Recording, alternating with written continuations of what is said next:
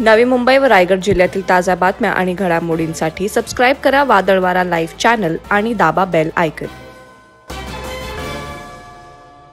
दिनांक 13 जानेवारी रोजी नवी मुंबईतील बिल्डर मनोज सिंगचा मृतदेह त्याच्या सीवूड सेक्टर 44 करावे गाव येथील ऑफिसमध्ये सापडला होता। या वृत्तानं खळबळ माजली असतानाच आता बिल्डरचे मारेकरी पोलिसांच्या हाती लागलेत।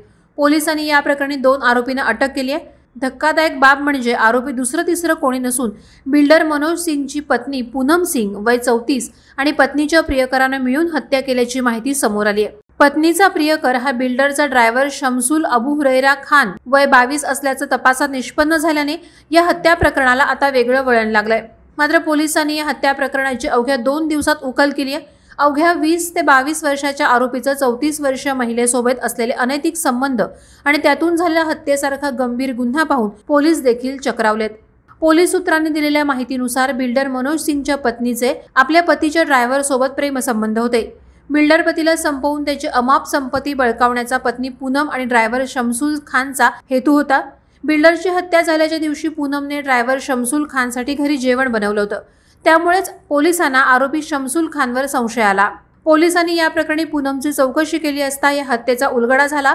या प्रकरणी पोलिसांनी आरोपींना अटक करून अधिक तपास सुरू केलाय। पूनम आणि शमसुल खानने मनोजच्या हत्येचा कट रचला।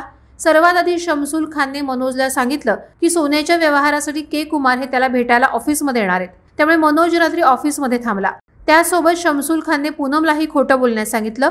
त्यानंतर शमसुल खानने ऑफिसमध्ये एकट्याच असलेल्या मनोजवर रॉडने हल्ला केला, त्याला रक्तबंबाळ केलं, त्याला जीवे ठार मारलं। त्यानंतर राजूने सीसीटीव्ही कॅमेऱ्याचा DVR काढून घेतला आणि घटनास्थळावरून पलायन केलं। अशा रीतीने पत्नी आणि तिच्या प्रियकरानं प्लॅनिंग करून बिल्डर मनोज सिंगची हत्या केल्याचं पोलीस तपासात उघड झालं असून या घटनेचा गूढ उकलण्यास NRI सागरी पोलिसांना यश आलंय। आरोपींना 18 जानेवारीपर्यंत पोलीस कोठडी सुनावण्यात आली असून पुढील तपास पोलीस करत आहेत। वादळवारा लाईव्हसाठी अमोल कांबळे, नवी मुंबई। नवी मुंबई व रायगड जिल्ह्यातील ताज्या बातम्या आणि घडामोडींसाठी सबस्क्राईब करा वादळवारा लाईव्ह चॅनल आणि दाबा बेल आयकॉन।